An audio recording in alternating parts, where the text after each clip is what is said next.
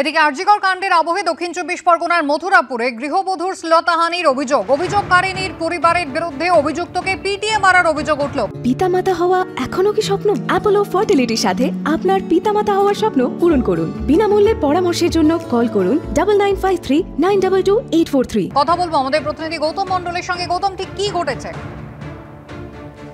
দেখো কুসুমিতা, এটা গতকালের ঘটনা। দক্ষিণ ২৪ পরগনার মথুরাপুরের উত্তর লক্ষ্মীনারায়ণপুর এলাকার ঘটনা, যেখানে বছর ২৭-এর গৃহবধূ তিনি বেশ কয়েকদিন ধরে অসুস্থ ছিলেন।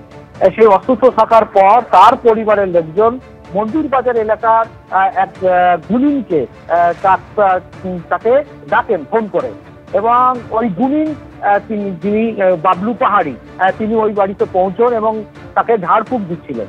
এই ঘটনায় ঝাড়ফুঁক দেওয়ার সময় এই যে গৃহবধূর পরিবারের অভিযোগ যে তিনি শ্লীলতাহানি করেন ওই ২৭ বছরের মহিলা, তারপরেই ওই পরিবারের লোকজন ক্ষিপ্ত হয়ে ওঠেন এবং তাকে পেটাতে শুরু করেন।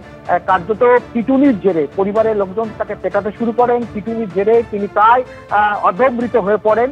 এরপরে খবর যায় মথুরাপুর থানার পুলিশের কাছে, পুলিশ যায় ঘটনাস্থলে এবং ওখান থেকে বাবলু পাহাড়িকে উদ্ধার করে নিয়ে আসা হয় মথুরাপুর ব্লক হাসপাতালে।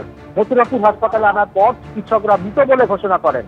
এখানে পুলিশ সূত্রে আমরা যেটা জানতে পারছি, এই ঘটনার পর বাবলু পাহাড়ির পরিবারের পক্ষ থেকে একটি খুনের অভিযোগ দায়ের করা হয় মথুরাপুর থানায়, এবং সেই খুনের অভিযোগের ভিত্তিতে এখনো পর্যন্ত ২জন মহিলা সহ ৩জনকে গ্রেপ্তার করা হয়েছে, যারা এই বাবলু পাহাড়িকে পিটিয়ে মারার সঙ্গে সরাসরি যুক্ত বলে পুলিশ জানিয়েছে।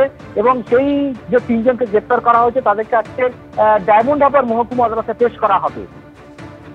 ধন্যবাদ। আরজিকর কাণ্ড নিয়ে তোলপাড়ের মধ্যে সরিয়ে দেওয়া হলো Kalyani college of medicine and GNM হাসপাতালের অধ্যক্ষ অভিজিৎ মুখোপাধ্যায়কে। এনএমসির যোগ্যতা মান না থাকায় এই নির্দেশ দিয়েছে রাজ্য স্বাস্থ্য বিশ্ববিদ্যালয়, স্বীকার করেছেন তিনি। এনএমসি নির্দেশ কার্যকর করতে ৩ মাসেরও বেশি সময় লাগলো কেন, উঠছে প্রশ্ন। কল্যাণী কলেজ অফ মেডিসিন এবং জেএনএম হাসপাতালের অধ্যক্ষের পদ থেকে সরিয়ে দেওয়া হলো অভিজিৎ মুখোপাধ্যায়কে।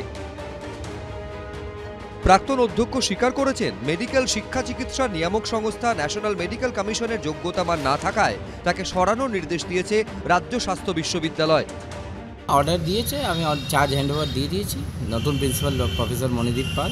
যেহেতু ওই যে এনএমসির যে এলিজিবিলিটি ক্রাইটেরিয়াতে আমার যে শর্টেজ আছে, ওই জন্য ওনাকে সরিয়েছে।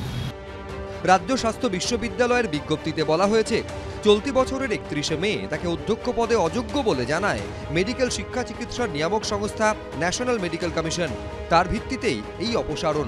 হাসপাতালে নতুন অধ্যক্ষ করা হয়েছে হাসপাতালের স্ত্রীরোগ বিভাগের প্রধান অধ্যাপক মণিদীপ পালকে। অ্যাপয়েন্টমেন্ট লেটারে যেটা পেলাম যে এনএমসি নিয়ম অনুযায়ী যে ক্রাইটেরিয়া হওয়া উচিত প্রিন্সিপালের, সেটার জন্য উনি এলিজিবল ছিলেন না বলে ওরা এক এলিজিবল পার্সনকে এরা অ্যাপয়েন্টমেন্ট করেছে। কতটুকু লেখা যাবেন লেটারে। জোর করে অনেককে বসানো হয়েছে বিভিন্ন সময়, প্রিন্সিপালের পদেও বসানো হয়েছে, ডিএমির পদেও বিভিন্ন সময় বসানো হচ্ছে। তাহলে এগুলো সবটাই হচ্ছে গায়ের জোরে এবং কিছু অনৈতিক চক্র আজকে দুর্বৃত্তায়ন চালানোর জন্য যাকে বসালে কাজ হবে তাকে বসানো হচ্ছে, তার সে যোগ্যতা থাকুক না থাকুক, সেই কারণেই বসানো হয়েছিল। আজকে যেহেতু আন্দোলনের চাপ আছে, সেই কারণে আজকে সরাতে বাধ্য হচ্ছে। ২০শে মে হাসপাতালের প্রাক্তন medical super Soumyajit Bandyopadhyay national medical commission বা এনএমসির কাছে লিখিত অভিযোগ করেন। অভিযোগপত্রে তিনি দাবি করেন অধ্যক্ষ হিসেবে যোগ্য নন অভিজিৎ মুখোপাধ্যায়। তিনি সার্জারি বিভাগের অধ্যাপক। ২০২৩-এর ৩০শে জানুয়ারি তাকে অধ্যক্ষের ভার দেন প্রাক্তন উপাচার্য সুহৃতা পাল। এরপর একাধিক অনিয়মের অভিযোগে ২০২৪-এর এপ্রিলে হাসপাতাল কর্তৃপক্ষকে শোকজ করে ন্যাশনাল মেডিকেল কমিশন। সুজিত মণ্ডল, সন্দীপ সরকার, এবিপি আনন্দ।